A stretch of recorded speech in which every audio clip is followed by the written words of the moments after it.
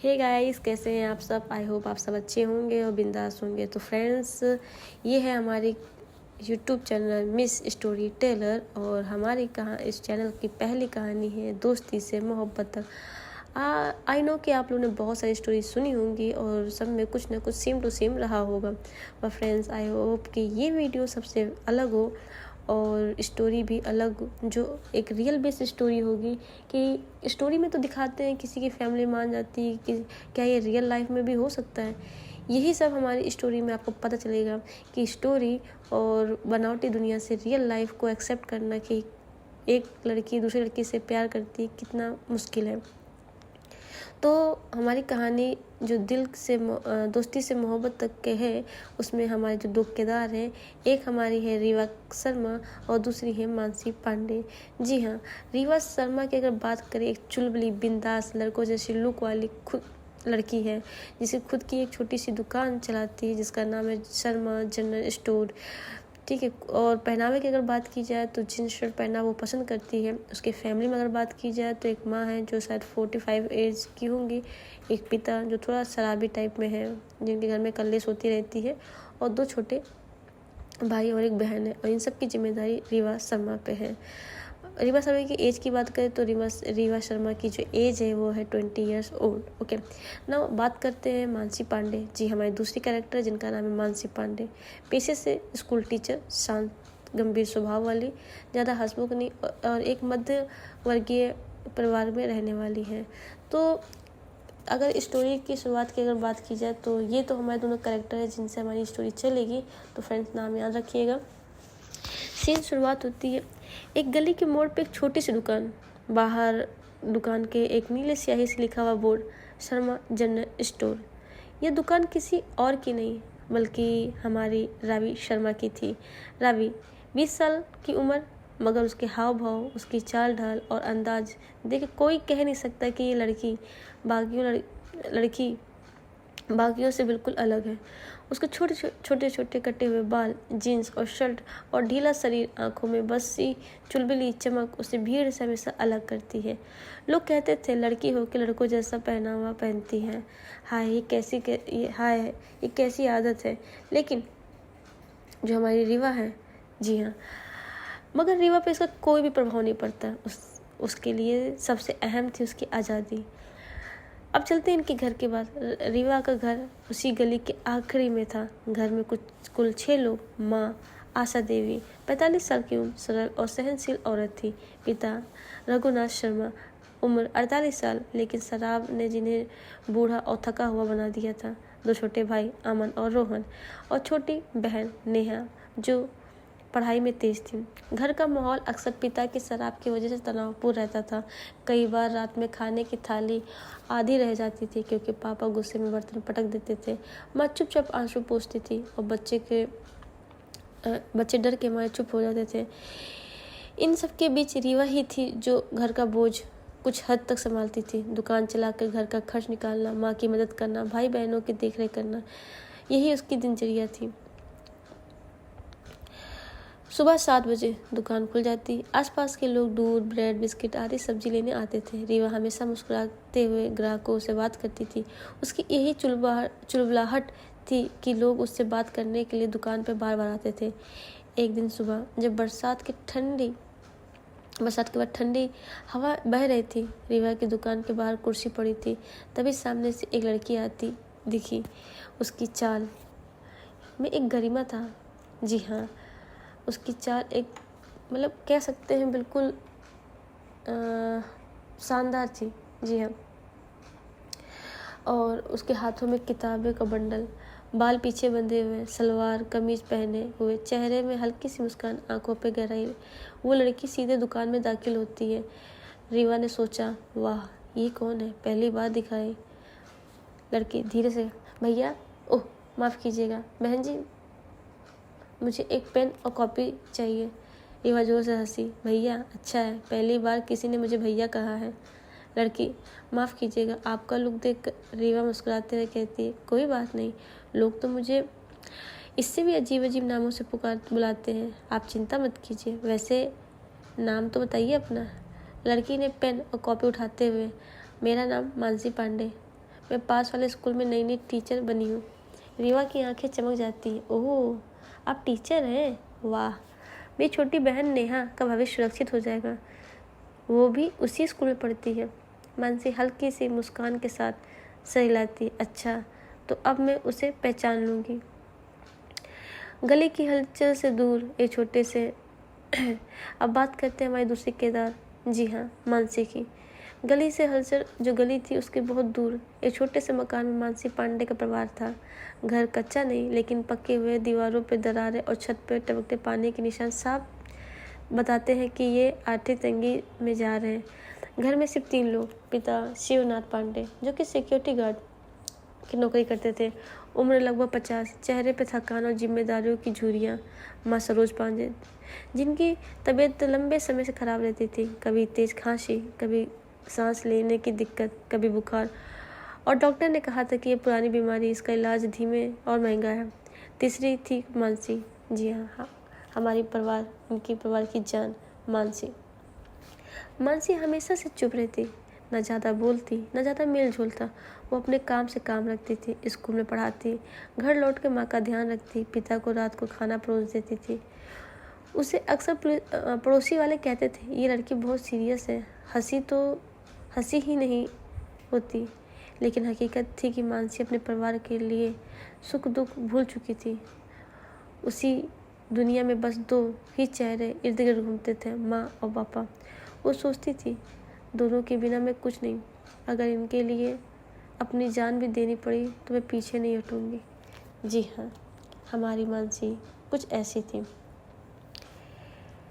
फिर एक उस दिन अगले दिन सुबह करीब 8 बजे मानसी स्कूल जाने के लिए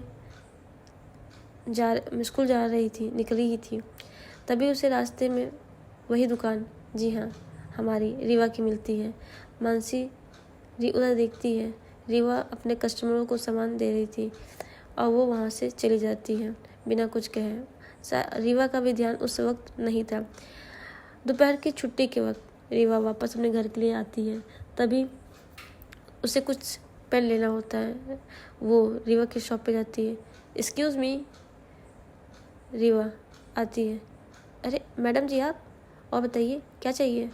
एक रेड पेन दीजिए। रीवा देती है, ये लीजिए मैम। और तुम? आप बड़ी थकी ही लग रही हैं। टीचर, अरे नहीं, बस ऐसे ही हल्की फुल्की थकान हो गई है। रीवा, बैठ जाइए थोड़ी देर। वैसे आपका नाम? मेरा नाम तो बताया था। ओ सॉरी, मैं भूल गई, एक बार फिर बता दीजिए। मानसी। अच्छा, तुम्हारा नाम? रीवा। रीवा रीवा शर्मा। ओ, तो ये दुकान तुम ही चलाती हो? हाँ। और घर पे और सब छोटे हैं, सब पढ़ लिख रहे हैं? पापा? वो चुप होती है। अच्छा कोई नहीं। तभी रीवा कहती है, मैम ये लीजिए पानी पी लीजिए। मैम मत कहिए, मैं मानसी हूँ, मुझे मानसी ही कहिए। रीवा कहती है, ओके मानसी जी, ये लीजिए। मानसी उसे पैसे देती है और फिर वहाँ से चली जाती है। रीवा सोचती है, ये बिल्कुल अलग क्यों लग रही है इस। और तभी वहाँ एक कस्टमर आता है, मैम ये, और उस दिन की बात ख़त्म हो जाती है। जी हाँ, रीवा से बात करने के बाद मानसी जब घर पहुँचती है, उसकी माँ बीमार खांस रही थी। मानसी जल्दी से कमरे में आती है, अपने कपड़े चेंज करती है, हल्का शावर लेती है और फिर माँ के लिए, जी हाँ, शावर का मतलब सिर्फ नहाने से, ऐसा नहीं कि शावर का मतलब वो शावर लगा हो, सिर्फ चेंज करने का मतलब मेरा यहाँ है। मानसी आती है, माँ को बैठाती है, उसको दवा खिलाती है, खाना खिलाती है और फिर अपने काम में वो घर पे ही बच्चों को भी पढ़ाती थी। जी हाँ, होम ट्यूशन भी देती थी। वो दिन तो गुजर जाता है। जी हाँ, रीवा और से मिलने के बाद मानसी की थोड़ी सी दुनिया हल्की फुल्की रंग बनने लगे थे। रीवा की चुलबुली बातें, उसके हंसाना, उसका हर वक्त मदद के लिए तैयार रहना, ये सब मानसी को धीरे धीरे दिल छू रहा था। मानसी खुद हैरान थी, मैं तो कभी किसी के लिए इतनी जल्दी बात नहीं करती, फिर रीवा से ऐसा क्यों करती हैं? फिर शायद इसीलिए रीवा की आंखों में सच्चाई, उसमें दिखावे की जरा सी झलक नहीं आती है। जी हाँ, उस दिन के बाद मानसी अक्सर दुकान पे आने जाने लगी, कभी टॉफ़ी, कभी कॉपी, कभी छोटी छोटी चीज़ों के लिए खरीदने बहाने आती है और धीरे धीरे दोनों की बातें बढ़ने लगी। रीवा अपनी चुलबुली बातों से मानसी को हंसा देती थी और मानसी अपनी गंभीर मगर प्यार वाले लम्हों से रीवा को सोचने पर मजबूर कर रही थी। जी हाँ, एक दिन मानसी ने कहा, रीवा तुम इतनी मेहनत करती हो, दुकान संभालती हो, घर भी, कभी अपने बारे में सोचा है? अपनी ज़िंदगी में क्या करना चाहती हो? रीवा गहरी सांस लेती है और कहती है, मैं बस इतना चाहती हूँ कि मेरी माँ और मेरे भाई बहन खुश रहें। पापा तो शायद कभी नहीं बदलेंगे, लेकिन मैं चाहती हूँ कि मेरी माँ को कम से कम सुकून मिले। मानसी ने रीवा की आंखों में झांकते हुए धीरे कहा, तुम्हारे अंदर बहुत हिम्मत है रीवा। सच कहूँ तो देख के लगता है कि इंसान अगर चाहे तो मुश्किल से भी लड़ा जा सकता है। जी हाँ। उस दिन रीवा की बातें सुन के मानसी को भी हिम्मत आई कि नहीं, अगर रीवा कर सकती है, रीवा भी तो अपने माँ बाप के लिए कर रही है, मैं भी अपने माँ बाप के लिए कर रही हूँ। और वो दिन वहाँ ख़त्म होता है। एक दिन स्कूल से लौटते हुए मानसी दुकान पे पहुँचती है, हाथ में फाइलें और चेहरे पे थकान। रीवा हमेशा की तरह कुर्सी पे बैठी गुनगुना रही थी, अरे मानसी जी, आप बहुत थकी सी लग रही हैं। रीवा ने चुटकी ली। मानसी ने मुस्कुराते कहा, हाँ, बच्चों का टेस्ट चेक करना था, सर दुख रहा है। कुछ पल चुप रहकर मानसी धीरे बोली, रीवा एक बात कहूँ, बुरा तो नहीं मानोगी? रीवा हंसते कहती, अरे मैं बुरा मानने वाली में से लगती हूँ क्या? बोलो। मानसी झिझकते, मुझे तुम्हारा नंबर चाहिए। रीवा शांत। फिर मानसी बोलती, कभी कभी मदद की ज़रूरत पड़ती है। मेरे घर में मैं और कोई नहीं है, माँ बीमार रहती है, पापा रात को ड्यूटी करके पे आ जाते हैं। अगर कभी कोई मुश्किल हो तो किसे बुलाऊंगी? मैं यहाँ किसी को जानती भी नहीं हूँ। रीवा ने तुरंत मोबाइल निकाला, बोले, लो नोट करो और सुनो, अगर रात के 12 बजे भी कॉल करोगी ना तो मैं दौड़ती चली आऊँगी। मानसी की आंखों में आंसू भर जाते हैं और कहती है, तुम सच में अलग हो रीवा? जी हाँ। ये कह के 1-2 दिन ऐसे चले जाते हैं। कुछ दिन बाद मानसी ने सच में फ़ोन किया। रीवा तो फ़ोन नंबर देने के बाद इंतजार कर थी कि मानसी कॉल करेगी, लेकिन मानसी ऐसे कॉल नहीं की। कुछ दिन बाद मानसी ने सच में फ़ोन किया। रात के वही करीब 8:30 बजे का वक्त था। रीवा दुकान समेट रही थी कि फ़ोन बजा। मानसी नाम लिखकर उसका दिल धड़क उठा और बोली, हेलो मानसी जी, सब ठीक है? रीवा ने घबरा कर पूछा। फ़ोन में धीमी आवाज़ आई, रीवा क्या तुम थोड़ी देर के लिए आ सकती हो? माँ की तबीयत अचानक बिगड़ गई है और पापा ड्यूटी पर गए हैं। मुझे समझ नहीं आ रहा मैं क्या करूँ। रीवा ने बिना कुछ सोचे दुकान पर ताला लगाया और दौड़ पड़ी। जी हाँ, वो मानसी के घर पहुँच गए। रीवा ने देखा कि सरोज की खांसी से बेहाल है। मानसी घबराई हुई है, हाथ काँप रहे।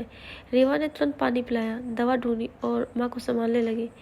फिर उसने मानसी से कहा, तुम घबराओ मत, पास ही एक डॉक्टर है, मैं अभी लेकर आती हूँ। कुछ देर बाद डॉक्टर आए, दवा देकर चले गए। सरोज की हालत थोड़ी सुधरी। मानसी ने राहत की सांस ली और आंसू पोंछते बोली, अब अगर तुम ना होती तो मैं क्या करती रीवा? मैं बहुत अकेली पड़ जाती। रीवा ने धीरे से उसका हाथ पकड़ लिया। अकेली? जब मैं हूँ तो तुम अकेली कैसे हो सकती हो? उस वक्त दोनों की आंखें मिली। कमरे में सन्नाटा, बस दिल की धड़कनों की आवाज़ गूंज रही थी। जी हाँ, उस रात के बाद मानसी ने रीवा पर भरोसा करना शुरू कर दिया। जब भी कोई काम होता, छोटा हो या बड़ा, मानसी सीधे रीवा को याद करती है। कभी सब्जी लाने में मदद, कभी माँ को अस्पताल ले जाने में मदद, कभी बिजली का बिल भरने में। रीवा हर बार बिना सवाल किए हाजिर हो जाती थी। मानसी के लिए यह मदद नहीं बल्कि एक सहारा बन गया, और रीवा उसके लिए तो मानसी की हर मुस्कान उसकी बड़ी कमाई थी। जी हाँ, एक दिन रात को फ़ोन पर दोनों बात कर रहे थे। मानसी धीमी आवाज़ में कहा, रीवा तुम्हें पता है मैं किसी से इतनी जल्दी दोस्ती नहीं करती, लेकिन तुमसे न जाने क्यों मैं सब कुछ कह देती हूँ। मुझे लगता है जैसे तुम मुझे समझ लेती हो। रीवा ने दिल की गहराई से जज्बा दिया, मानसी शायद इसीलिए हमारा रिश्ता सिर्फ दोस्ती से थोड़ा अलग है, थोड़ा गहरा। कुछ पल के लिए मानसी चुप रहती है और फिर धीरे से बोलती है, शायद तुम सही कह रही हो।